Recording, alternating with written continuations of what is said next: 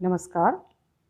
कक्षा 11वीं अभिव्यक्ति माध्यम के पाठ 1 जनसंचार माध्यम के साथ मैं वीणा मिश्रा आपके समक्ष प्रस्तुत हूँ।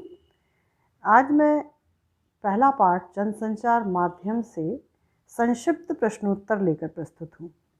सीबीएसई के नए पैटर्न के अनुसार बहुविकल्पी प्रश्न ही एक माध्यम है जिसके ज़रिए परीक्षा ली जाएगी प्रथम सत्र में। तो बहुविकल्पी तो नहीं, संक्षिप्त प्रश्नोत्तर हैं, क्योंकि इनकी संख्या बहुत ही ज़्यादा है, इसलिए इसे हमने 2 भागों में डिवाइड किया है। तो आज हम प्रथम भाग के साथ आपके समक्ष प्रस्तुत हैं। आइए चलते हैं। संचार की परिभाषा। अब मैंने आप पाठ्य पुस्तक यदि आपके पास हो तो आप उसमें देख सकते हैं, इस पाठ के अंतर्गत बहुत से खंड बटे हुए हैं और मैंने उन्हीं खंडों को यहाँ शीर्ष में प्रस्तुत करके उसके अनुसार यहाँ प्रश्न बनाए हैं। 2 या अधिक व्यक्तियों के बीच सूचनाओं, विचारों और भावनाओं के आदान प्रदान को क्या कहते हैं? तो आप मन में इसके जवाब दे सकते हैं और स्वमूल्यांकन भी कर सकते हैं कि आपको इसके जवाब ज्ञात हैं अथवा नहीं। तो इसका जवाब है संचार। 2 या अधिक व्यक्तियों के बीच जब सूचना, विचार या भावनाओं का आदान प्रदान होता है तो उसे संचार कहा जाता है। संचार के प्रमुख प्रकार कौन कौन से हैं? सही जवाब है मौखिक, अमौखिक, अंतःवैयक्तिक, अंतर्वैयक्तिक, समूह संचार और जन संचार। ये संचार के प्रमुख प्रकार हैं। तीसरा प्रश्न है, संचार के विभिन्न माध्यम कौन कौन से हैं? तो संचार के माध्यम है टेलीफोन, इंटरनेट, फैक्स। इनके ज़रिए 2 या 2 से अधिक व्यक्ति बातचीत कर सकते हैं। चौथा प्रश्न है, जनसंचार के विभिन्न माध्यम कौन कौन से हैं?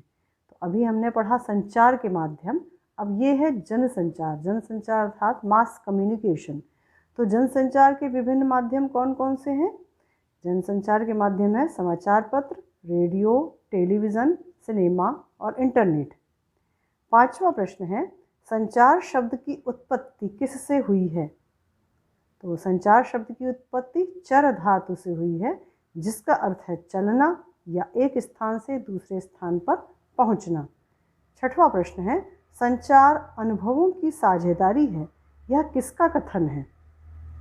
जवाब है मशहूर संचार शास्त्री विल्बर श्रेम का। अब आते हैं हम संचार के तत्व में। प्रश्न 7, संचार प्रक्रिया की शुरुआत किससे होती है? अर्थात जब हम किसी से बात करते हैं, किसी के साथ संचार करते हैं, तो उसका प्रारंभ किससे होता है? तो इसका जवाब है स्रोत या संचारक। अर्थात जो संदेश देता है वो स्रोत कहलाता है या संचारक कहलाता है। जैसे मैं आपसे बात कर रही हूँ या मैं किसी व्यक्ति से बात कर रही हूँ तो मैं स्रोत या संचारक कहलाऊंगी। अपने संदेश को भाषा में कूटीकृत करने को क्या कहते हैं? उत्तर है एनकोडिंग। अर्थात यदि मैं किसी से बात करूंगी तो यदि मैं उसको कोई मैसेज दे रही हूँ, संदेश दे रही हूँ, तो मैं पहले संदेश को एक भाषा में, एक कूट में बना लूँगी, मन में या पेपर पर लिख लूँगी, उसे हम कहेंगे एनकोडिंग। संचार का दूसरा चरण क्या है? पहला चरण तो था स्रोत या संचारक, अब दूसरा चरण क्या है? एनकोडिंग। मैं स्रोत हूँ, मैंने एक संदेश को लिपिबद्ध किया, उसे हम कहते हैं एनकोडिंग। तो ये दूसरा चरण है। संचार का तीसरा चरण क्या है? तीसरा चरण है संदेश। एनकोडिंग करके हमने संदेश को बना लिया, तैयार कर लिया। संचार का चौथा चरण क्या है? संचार का चौथा चरण है माध्यम या चैनल। अब मैं उसे एक विशेष माध्यम से दूसरे व्यक्ति तक पहुंचाऊंगी, तो माध्यम की ज़रूरत पड़ती है, तो चौथा चरण है। प्राप्त संदेश के कूटवाचन को क्या कहा जाता है? मैं जिस व्यक्ति को संदेश मैंने दिया वो उसका वाचन करेगा, अर्थात उस संदेश को पढ़ेगा। जैसे आप व्हाट्सएप पे किसी को संदेश भेजते हैं, वह उसको पढ़ता है, तो उसके जो पढ़ने की विधि है उसको क्या कहते हैं? डिकोडिंग। डिकोडिंग कौन करता है? तो आप समझ गए होंगे, जिसको संदेश भेजा जाता है, अर्थात जिसके लिए संदेश भेजा जाता है, प्राप्तकर्ता यानी रिसीवर, उसको डिकोडिंग करता है। प्रश्न 14, संदेश में निहित अर्थ को समझना क्या कहलाता है? अर्थात मैंने यदि संदेश भेजा कि कल सोमवार से आपकी कक्षा लगेगी या इतने बजे लगेगी, तो उस अर्थ को उसी अर्थ में समझ लेना, इसको क्या कहते हैं? इसे कहते हैं डिकोडिंग करना। 15वां प्रश्न, संचार प्रक्रिया में प्राप्तकर्ता की प्रतिक्रिया को क्या करता है? आपने संदेश पढ़ लिया, पढ़ने के बाद आपने लिख दिया ओके मैडम, तो यदि आपने कोई प्रतिक्रिया दी, रिस्पॉन्स दिया, तो उस प्रतिक्रिया को क्या कहते हैं? उसे कहते हैं फीडबैक। प्रश्न 16, संचार प्रक्रिया में आने वाली बाधाओं को क्या कहा जाता है? यदि मैं किसी से बात कर रही हूँ और उसी समय यदि कुछ आसपास शोर हो रहा है, स्पीकर में आवाज़ें आ रही हैं, तो इस तरह की जो बाधाएं आती हैं उन्हें कहते हैं शोर, जो संचार प्रक्रिया में रुकावट डालती हैं। अब अगला जो खंड है, संचार के प्रकार। 17वां प्रश्न, मित्र को इशारे से बुलाना, बड़ों को हाथ जोड़कर प्रणाम करना, कौन सा संचार है? तो ये काम हम अक्सर करते हैं। ये सांकेतिक संचार या अमौखिक संचार कहलाता है, जिसमें संकेत ही संचार का काम करते हैं। प्रश्न 18, हम अपनी ज़्यादातर भावनाएं किस संचार में व्यक्त करते हैं? आप अक्सर ध्यान दीजिएगा इस बात पे, यदि हमसे कोई बात कर रहा है, हम सिर हिलाकर या हाथ हिलाकर कुछ संकेतों में अपनी बात कर देते हैं, तो हम अमौखिक संचार कहते हैं। अर्थात वर्बली हम मुंह से कुछ नहीं बोलते हैं, हम अमौखिक रूप से संकेतों के माध्यम से अपनी ज़्यादातर भावनाएं व्यक्त करते हैं। प्रश्न 19, आप स्वयं जब कुछ सोचते हैं या पूजा करते हैं तो वह कैसे संचार के अंतर्गत आता है? आप मन में जब कोई सोचते हैं, पूजा करते समय आप भगवान से कोई विनती करते हैं, प्रार्थना करते हैं, तो ये सब किसके अंतर्गत आता है? ये आता है अंतः वैयक्तिक। अंतः अर्थात हम मन के अंदर ही करते हैं, इंट्रापर्सनल। प्रश्न 20, पारिवारिक और सामाजिक रिश्तों की बुनियाद किस संचार को कहा जाता है? अंतर्वैयक्तिक। ये अंतर्वैयक्तिक संचार जो होता है, अर्थात हम एक दूसरे से बात करना, तो हमारे पारिवारिक और सामाजिक रिश्ते एक दूसरे से बात करने में, चर्चा करने में ही हमारे संबंध बनते हैं, तो ये पारिवारिक और सामाजिक रिश्तों की बुनियाद है। प्रश्न 21, एक समूह आपस में विचार विमर्श करता है, इसे किस संचार के अंतर्गत मानेंगे? ये है समूह संचार। जब समूह के साथ ग्रुप डिस्कशन जो होता है, उसे हम समूह संचार कहते हैं। प्रश्न 22, कक्षा, संसद, गांव की पंचायत किस संचार का अच्छा उदाहरण है? समूह संचार का। प्रश्न 23, जब व्यक्तियों के समूह के साथ प्रत्यक्ष संवाद की बजाय किसी तकनीकी या यांत्रिक माध्यम के जरिए समाज के एक विशाल वर्ग से संवाद कायम करने की कोशिश की जाती है, तो वह कौन सा संचार है? तो देखिए, इसमें पहली बात क्या आई है कि प्रत्यक्ष संवाद हम नहीं करते हैं, आमने सामने। प्रत्यक्ष मतलब आमने सामने नहीं करते हैं, तकनीकी या यांत्रिक माध्यम का सहारा लेते हैं, दूसरी चीज़। और तीसरी चीज़, एक विशाल वर्ग से संवाद करते हैं। ये तीनों चीज़ किस में शामिल होती हैं? तो ये इसे कहा जाता है जनसंचार। आप टेलीविज़न में देखते हैं, जो एंकर है, किसी कार्यक्रम का संचालक है, बहुत बड़े जनसमूह से टेलीविज़न के माध्यम से या रेडियो के माध्यम से जुड़ता है और उनसे संवाद कायम करता है। तो ये सब जनसंचार के माध्यम हैं। अब जनसंचार की विशेषताएं, ध्यान रखिएगा, संचार अलग चीज़ है और जनसंचार अलग चीज़ है। संचार जो हम सामान्यतः बातचीत करते हैं वह संचार है, और जनसंचार जो हम मास कम्युनिकेशन अर्थात टेलीविज़न, रेडियो, इन सब के ज़रिए हम यदि किसी से जुड़ते हैं तो वो जनसंचार कहा जाता है। प्रश्न 24, किस संचार में फीडबैक तुरंत प्राप्त नहीं होता है? तो इसका जवाब है जनसंचार। प्रश्न 25, किस संचार में संचारक और प्राप्तकर्ता के बीच कोई सीधा संबंध नहीं होता है? तो ये भी आप समझ गए होंगे, जनसंचार। क्योंकि जब हम टीवी देखते हैं, जब हम रेडियो सुनते हैं या अखबार में पढ़ते हैं, तो उसमें हमें ना तुरंत फीडबैक मिल पाता है जनता का, ना ही संचारक अर्थात एंकर और एक दर्शक या श्रोता आपस में जुड़ पाते हैं। तो उसे कहते हैं जनसंचार। प्रश्न 26, किस संचार में एक औपचारिक संगठन की भी ज़रूरत होती है? जनसंचार में, अर्थात यदि अखबार है तो अखबार का एक कार्यालय होगा, रेडियो है तो रेडियो के लिए आकाशवाणी, दूरदर्शन के लिए भी स्टूडियो होता है, तो इनके एक औपचारिक संगठन बनाने की ज़रूरत होती है। जबकि संचार, आपस में हम बातचीत जो करते हैं, उसके लिए संगठन की ज़रूरत नहीं होती है। प्रश्न 27, जनसंचार माध्यम में द्वारपाल की भूमिका कौन निभाते हैं? जवाब है संपादक, सह संपादक, उप संपादक। द्वारपाल इसलिए कहा गया क्योंकि वो काम उस सामग्री की एडिटिंग करते हैं, उसे संपादित करते हैं कि और उसे छपने लायक बनाते हैं, तो इसलिए उन्हें द्वारपाल कहा गया है। सामग्री को संपादित कर उसे प्रसारण और प्रकाशन योग्य कौन बनाता है? संपादक समूह बनाता है। तो टेलीविज़न में प्रसारित होता है, रेडियो में प्रसारित होता है, और प्रकाशन किस में होता है? अखबार में होता है। तो इन सब का काम कौन करता है? संपादक समूह करता है। अब हम देखते हैं संचार और जनसंचार के कार्य। यहाँ 2 कॉलम है। प्रश्न 29 है, संचार के प्रमुख कार्य कौन कौन से हैं? तो संचार के प्रमुख कार्य क्या हैं?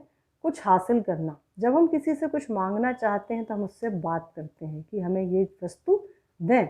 नियंत्रण, जैसे आप पुस्तक में भी देख सकते हैं, एक शिक्षक का चित्र है, एक बच्चे का। यदि हमें कक्षा पे नियंत्रण करना है तो हम बच्चों को डांटने के लिए संचार का ही प्रयोग करेंगे।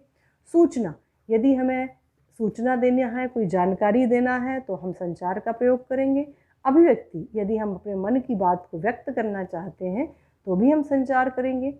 सामाजिक संपर्क, यदि किसी से हम संपर्क करना चाहते हैं तो हम उसके लिए संचार की ज़रूरत पड़ेगी।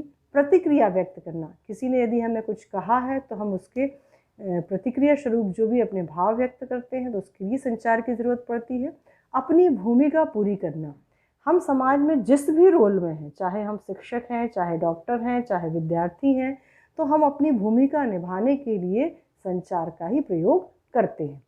तो ये हो गया संचार। अब देखते हैं जनसंचार के प्रमुख कार्य कौन कौन से हैं। प्रश्न 30, तो जनसंचार जैसे टीवी, रेडियो, अखबार, इंटरनेट, इनका पहला काम है सूचना देना। देश दुनिया में जो भी खबर है उसकी सूचना देना। दूसरा काम है शिक्षित करना, ये उस सूचना के माध्यम से जनता में जागृति लाते हैं, शिक्षित करने का काम करते हैं। तीसरा काम है मनोरंजन करना, अखबार में पढ़कर, रेडियो में सुनकर, टीवी में देखकर, इंटरनेट में सारी चीज़ों के ज़रिए हम अपना मनोरंजन भी करते हैं। एजेंडा तय करना, यदि देश दुनिया में कुछ ऐसी चीज़ें हो रही हैं तो उसके बारे में टीवी और रेडियो और अखबार एक मुहिम चालू कर देते हैं और उसके फिर सरकार को कोई ना कोई कदम उठाना पड़ता है, तो ये एजेंडा तय करना कहलाता है। निगरानी करना, सरकारी कार्य में अगर कुछ अनियमितता हो रही है, कुछ गड़बड़ी हो रही है, तो उसकी निगरानी करना भी जनसंचार का ही काम है। विचार विमर्श का मंच प्रदान करना, तो ये भी एक बहुत ही ज़रूरी चीज़ है। मीडिया के ज़रिए हमें बहुत से ऐसे मुद्दे मिल जाते हैं जिस पर विचार विमर्श किया जा सकता है। जो संपादकीय कॉलम आता है अखबार में, उसमें संपादक जो तात्कालिक मुद्दे हैं उस पर अपनी राय व्यक्त करते हैं। तो इस प्रकार से आप संचार और जनसंचार के कार्यों को मैंने एक ही स्लाइड पर इसलिए डाला है ताकि आप उनमें अंतर कर सकें, क्योंकि यहाँ ही बच्चे कंफ्यूज होते हैं कि कौन सा कार्य किसका है, तो आप आसानी से पहचान सकते हैं। अब आते हैं भारत में जनसंचार माध्यमों का विकास। तो प्रश्न 31, भारत का पहला समाचार वाचक किसे कहा जाता है? तो इसका जवाब है देवर्षि नारद, जो दुनिया में, मतलब पृथ्वी लोक में और देवलोक में संचार किया करते थे। यहाँ की बातें वहाँ, वहाँ की बातें यहाँ करना, इस तरह से वो समाचार या संदेश पहुँचाया करते थे। तो देवर्षि नारद पहले समाचार वाचक। प्रश्न 32, देवर्षि नारद किस किस के बीच संवाद सेतु थे? धरती और देवलोक के बीच। प्रश्न 33, महाभारत के किस पात्र में संदेशवाहक की भूमिका अदा की थी? पात्र ने संदेशवाहक की भूमिका अदा की थी। तो जवाब है संजय। संजय, जिन्होंने महाभारत का युद्ध देखकर धृतराष्ट्र और गांधारी को उसके बारे में बताया था। प्रश्न 34, भीमबेटका की गुफा चित्र किस संचार का प्रमाण प्रस्तुत करते हैं? तो भीमबेटका में बहुत से शिला चित्र हैं जो सांकेतिक संचार का प्रमाण प्रस्तुत करते हैं। प्रश्न 35, कठपुतली लोक नाटकों की विविध शैलियाँ, कथावाचन, नौटंकी आदि विधाओं के जरिए मनोरंजन के साथ साथ और क्या होता था? तो इनके ज़रा संदेश पहुंचाया जाता था या जनमत निर्माण होता था। तो ये पुराने माध्यम हैं, जब टीवी रेडियो आदि नहीं थे तो कठपुतली का शो या लोक नाटक या कथावाचन करके जनमत निर्माण होता था। जैसे स्वच्छता का संदेश पहुंचाना है तो हम नुक्कड़ नाटक करते हैं, या कोरोना के प्रति जनजागृति लानी है तो हम किसी नौटंकी के ज़रिए इस बात को प्रस्तुत कर सकते हैं। तो ये जनसंचार का माध्यम है। 36वां प्रश्न, आधुनिक जनसंचार माध्यम किसकी देन है? तो ये पश्चिम की, अंग्रेज़ों की देन है। प्रश्न 37, और समाचार पत्र पत्रिकाओं में हम पहुंच चुके हैं। प्रश्न 37 है, समाचारों को संकलित करना, संपादित करना और पत्रिका के रूप में छापकर पाठकों तक पहुंचाना, ये तीनों कार्य किसके तीन पहलू हैं? किसके तीन पहलू हैं? प्रिंट माध्यम के। प्रश्न 38, दुनिया में अखबारी पत्रकारिता को अस्तित्व में आए कितने वर्ष हो गए हैं? तो इसे 400 वर्ष हो चुके हैं। प्रश्न 39, भारत में अखबारी पत्रकारिता की शुरुआत किस सन में, किनके द्वारा, किस पत्र से हुई? सही जवाब है 1780 में जेम्स ऑगस्ट हिकी के बंगाल गजट नामक समाचार पत्र से। प्रश्न 40, बंगाल गजट किस स्थान से निकला था? तो सही जवाब है बंगाल से आप पहचान सकते हैं, कोलकाता से। प्रश्न 41, हिंदी का पहला साप्ताहिक पत्र कौन सा है? तो सही जवाब है उदंत मार्तंड, जिसका अर्थ होता है उगता हुआ सूरज। प्रश्न 42, उदंत मार्तंड किस सन में किसके द्वारा संपादित किया गया? 1826 में पंडित जुगल किशोर शुक्ल के द्वारा। प्रश्न 43, शुरुआती अखबारों और पत्रिकाओं के प्रकाशन में किसकी महत्वपूर्ण भूमिका रही? तो भारतेंदु हरिश्चंद्र बहुत बड़े पत्रकार माने जाते हैं, जिन्होंने आधुनिक युग में अखबारों और पत्रिकाओं के प्रकाशन में महत्वपूर्ण भूमिका निभाई थी। प्रश्न 44, समकालीन भारत का सबसे बड़ा पत्रकार किसे कह सकते हैं? गांधी जी, जो पत्र के जवाब देने में तो मुस्तैद रहते ही थे, साथ ही पत्रकारिता में भी जुड़े रहते थे। प्रश्न 45, गणेश शंकर विद्यार्थी, माखनलाल चतुर्वेदी, महावीर प्रसाद द्विवेदी, प्रताप नारायण मिश्र किस युग के पत्रकार हैं, किस समय के पत्रकार हैं? तो ये आज़ादी के पहले के पत्रकार हैं। प्रश्न 46, केसरी, हिंदुस्तान, सरस्वती, हंस, कर्मवीर, प्रताप, ये पत्र पत्रिकाएं किस समय के हैं? तो ये पत्र पत्रिकाएं आज़ादी के पहले की हैं। प्रश्न 47, नवभारत, जनसत्ता, नई दुनिया, अमर उजाला, दैनिक भास्कर, धर्मयुग, प्रदीप में से कौन सा पत्र आज़ादी के बाद का नहीं है? यहाँ प्रश्न थोड़ा सा कट गया है, आप ध्यान दीजिएगा, आज़ादी के बाद का नहीं है। तो इनमें से प्रदीप पत्र आज़ादी के पहले का है। प्रश्न 48, अज्ञेय, रघुवीर सहाय, धर्मवीर भारती, मनोहर श्याम जोशी, सर्वेश्वर दयाल सक्सेना, शिव पूजन सहाय कौन से पत्रकार आज़ादी के बाद के नहीं हैं? तो आज़ादी के बाद के नहीं हैं शिव पूजन सहाय, ये आज़ादी के पहले के हैं। तो आज इस प्रथम खंड में हम 48 प्रश्न लेकर आए। अब 49वें प्रश्न से हम शुरू होंगे दूसरे खंड में, तो उससे अवश्य जुड़ें और इन आंतरिक प्रश्नों का लाभ उठाएं। धन्यवाद।